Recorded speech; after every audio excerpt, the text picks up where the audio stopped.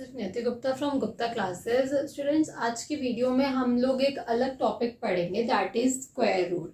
Okay, अब जैसे कि जिन नंबर्स का स्क्वायर होता है डायरेक्ट, उनका तो स्क्वायर रूट इजीली निकल जाता है। जैसे कि अगर हम बात करें, अभी इसको छोड़ दीजिए, जैसे कि अगर हम बात करें कि 16, तो इसका स्क्वायर रूट क्या होगा? 4 होगा, है ना। अगर हम बात करें 25 की, तो इसका स्क्वायर रूट 5 होगा, ठीक है।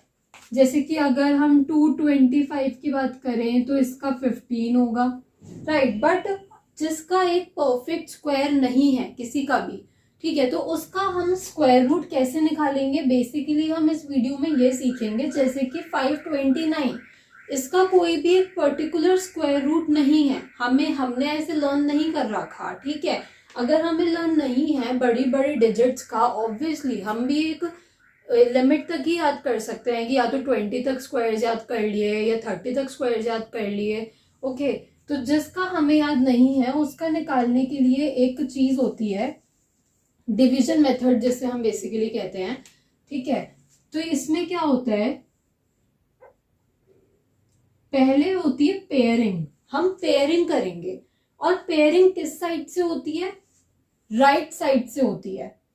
ये 2 पेयर्स हो गए और ये एक अकेला हो गया, राइट। अब क्या करेंगे, पहले हम इसका डिवीजन ढूंढेंगे, मतलब कि 5 का।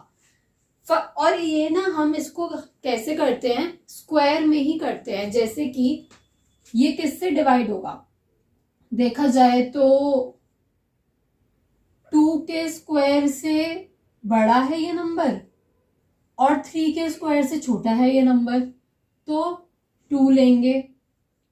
ओके, क्या हुआ, 4 माइनस हुआ 1, ठीक है। अब यहाँ पे कौन सा नंबर आएगा, ठीक है। अगर आपने इस मेथड के बारे में तो ऑब्वियसली सुना ही होगा, ठीक है। तो उसको अप्लाई कैसे करते हैं ये मैं आप लोगों को यहाँ पे सिखा रही हूँ कि मतलब कि यहाँ पे डिवीजन कैसे होगा बेसिकली, ठीक है। अगर हम इसको देखें कि मतलब कि हमें कोई भी नंबर अगर दे दिया जाए जिसका स्क्वायर एग्जिस्ट करता है, ओके, जिसका स्क्वायर एग्जिस्ट करता है, तो उसका हम स्क्वायर रूट कैसे निकालेंगे उसकी बात हो रही है यहाँ पे, ठीक है। तो पहले हमने पेयरिंग कर ली, फिर उसके बाद हम स्क्वायर से ही देखेंगे कि मतलब 2 2 हो गया, तो 3 3 हो गया, या 4 4 हो गया, ठीक है। 4 into 4 क्या होता है, 5 into 5 क्या होता है। हम जो इसमें पहले पेयरिंग करेंगे वो ऐसे ही करेंगे, ये नहीं कि जैसे हम नॉर्मल डिवीजन में करते थे ना कि 5 से छोटा कोई भी नंबर आया तो कितने का होगा, कैसे डिवाइड होगा, क्योंकि हमें यहाँ पे भी नंबर चाहिए, राइट। हमें ये भी नहीं दे रखा कि हमें किस चीज से डिवाइड करना है, वो हमें खुद ही ढूंढना है, ठीक है।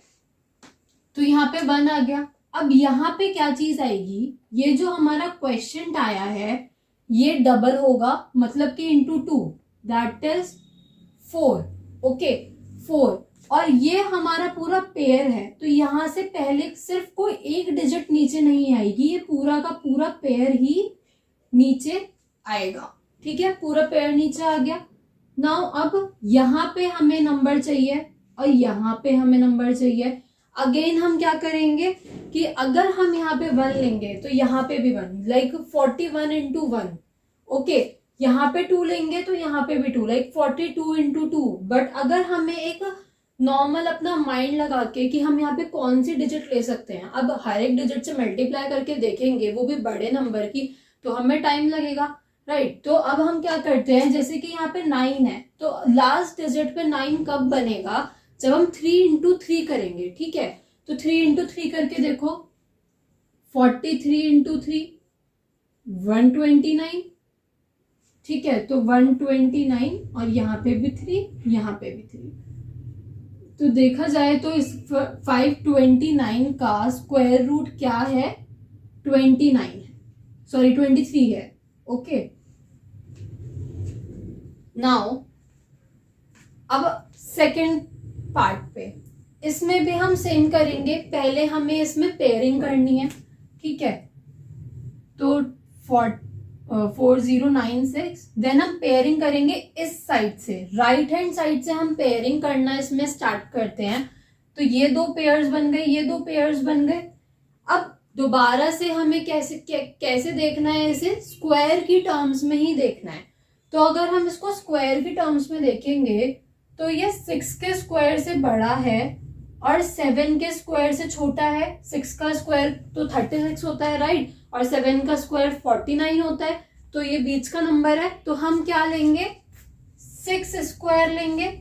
इसको ना बेसिकली इसको हम एस्टिमेशन मेथड भी कहते हैं, एक तरीके से कि हम एस्टिमेट कर रहे हैं कि क्या आएगा, ठीक है। तो 6 and 6 36, 496 बचा। ये जो पूरा का पूरा पेयर है वो हमारा नीचे आ गया। अब ये जो क्वेश्चन हमें दे रखा है इसको हम डबल करेंगे, 12, ओके। और यहाँ पे हमें क्या चाहिए, मतलब कि यहाँ पे ऑब्वियसली हमें एक डिजिट चाहिए और अब यहाँ पे भी चाहिए क्योंकि हमारा पूरा नंबर ही ये डिवाइड होने से बचा है। तो अब 6 का देखो कि हम किसका स्क्वायर करेंगे, तो लास्ट डिजिट 6 आएगी। या तो हम 4 का करेंगे या हम 6 का करेंगे। पहले 4 से करके देखते हैं। 124 इंटू 4, 6194। देखो 496 से 496 कैंसिल,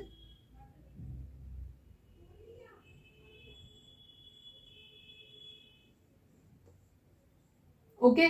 तो ये क्या आ गया, 64 आ गया आंसर। आई होप कि आप लोगों को समझ में आया होगा कि जैसे ये मैंने सिर्फ 2 एग्जाम्पल से ही आप लोगों को समझाया है। अगर आप लोगों को अभी भी समझ में नहीं आया है तो आप लोग 8th क्लास की बुक नहीं, 8th क्लास की बुक नहीं, आपका कोई सा भी मतलब जैसे हो कोई सी बुक लेके आप इसको प्रैक्टिस कर सकते हो, ठीक है। बेसिकली ये टॉपिक जो है वो 8th में है, ओके, स्क्वायर रूट वाला निकालने वाला। तो उसमें बच्चों को ये कंफ्यूजन आती है कि हमें पेयरिंग कहाँ से करनी है, हमें कैसे नंबर्स लेने हैं, कैसे नहीं लेने हैं। वैसे बहुत इजी है ये, जैसे कि मैंने आप लोगों को बताया कि अगर आप एक एक डिजिट से करोगे तो आप लोगों को मुश्किल होगा। बट अगर आप लोगों को स्टार्टिंग के जो स्क्वायर्स हैं वो याद हैं, कि जैसे कि अगर हम 4 इंटू 4 का स्क्वायर करते हैं तो 16 आ रहा है, मतलब कि लास्ट डिजिट 6 है। 6 इंटू 6 करते हैं मतलब 6 का स्क्वायर करते हैं तो 36 आ रहा है, मतलब कि लास्ट डिजिट 6 है। अब यहाँ पे भी लास्ट डिजिट 6 है, मतलब कि या तो 4 होगा या 6 होगा, ठीक है। तो आप इस तरीके से कुछ एस्टिमेट कर सकते हो अपने माइंड में ही कि हाँ भाई हमें इस डिजिट से करना है तो आंसर आ जाएगा। तभी इसको एस्टिमेशन मेथड भी कहते हैं, ठीक है। एस्टिमेशन मेथड में भी ये ट्रिक यूज होती है, ओके। तो स्टेप्स टू बी नोटेड कि हमें क्या करना है, पहले हमें पेयरिंग करनी है। कहाँ से स्टार्ट होगी, राइट से स्टार्ट होगी, ठीक है। फिर उसके बाद हमें फर्स्ट वाला पेयर लेना है, चाहे वो पेयर है चाहे वो सिंगल डिजिट है।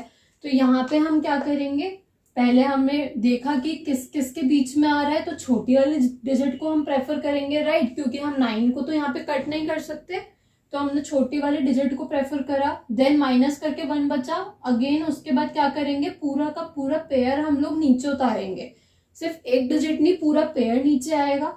देन क्वेश्चन को डबल करते हैं, ठीक है। क्वेश्चन क्या होता है, जो यहाँ पे जिससे हमने मल्टीप्लाई किया है वो, ठीक है। तो यहाँ पे जो क्वेश्चन है हमारा उसको हम डबल करेंगे। देन उसके बाद कोई डिजिट ऐसी देखेंगे कि जो या तो इतनी ही बन रही हो, ये जो पूरा नंबर दे रखा है जैसे कि 129, तो 129 ही बन रहा हो या फिर उससे कम बन रहा हो, ठीक है। तो जिनका परफेक्ट स्क्वायर, जो बड़ी बड़ी डिजिट्स होती हैं, हमें नहीं पता होता कि उसका जो परफेक्ट स्क्वायर है वो क्या है, मतलब कि स्क्वायर रूट उसका क्या है, ठीक है। तो जैसे कि ये जो नंबर्स थे वो एकदम परफेक्ट स्क्वायर वाले नंबर्स थे कि इनका स्क्वायर रूट एग्जिस्ट करता है, ठीक है। जो पॉइंट में आ जाते हैं वो परफेक्ट स्क्वायर नहीं कहलाए जाते। मान लो कि अगर इसका आंसर आता 64 और ठीक है इसका 64 आंसर है, बट अगर यहाँ पे बाई चांस रिमाइंडर 2 या 4 या 6 कुछ भी बच रहा होता तो क्या हम इसको परफेक्ट स्क्वायर कहते, नहीं कहते। ये नंबर फिर नॉन परफेक्ट स्क्वायर हो जाता, ठीक है। तो परफेक्ट स्क्वायर क्या है कि जो बिना डेसिमल के या जो बिना रिमाइंडर के बेसिकली जो नंबर का ऐसे ही स्क्वायर रूट निकल रहा है, हम उसको कहते हैं परफेक्ट स्क्वायर नंबर।